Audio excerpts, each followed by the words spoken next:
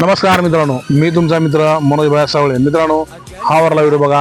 हा व्हिडिओ आपल्या लातूर मधला, लातूर शहरामधील 1 तारखेपासून काल 8 तारीख होती, 8 तारखेपर्यंत विवेकानंद चौक या ठिकाणचे पोलीस आतापर्यंत 59 जणांवर गुन्हे दाखल केले आहेत. 59 जणांना त्यांच्यावर खटले दाखल झाले आहेत. 1 तारखेपासून 8 तारखेपर्यंत जी बी युवक म्हणा या जी बी व्यक्ती खुल्या पटांगणामध्ये किंवा अंधाराचा सहारा घेऊन तिथं जर दारू पित असलं आणि दुसरी गोष्ट रस्त्यावर जर कोण धिंगाणा करत असलं, असल्या व्यक्तीवर आपल्या लातूरचे पोलीस त्यांच्यावर गुन्हे दाखल करता येतात.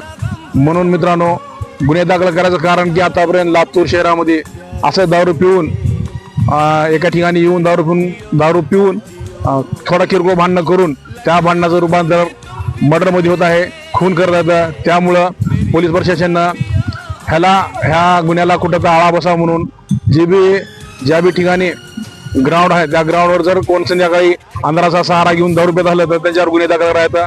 म्हणून मित्रांनो, तुम्ही जर दारू पित असलो तर तुम्ही आता कुण्या खुल्या मैदानामध्ये म्हणा या कुण्या अंधारात या ठिकाणी जाऊन बसून दारू पिऊ नका. स्वतःची काळजी घ्या, सुरक्षित राहा, सतर्क राहा, दुसऱ्याची काळजी करा, एवढी माझी विनंती आहे. जय हिंद, जय भारत.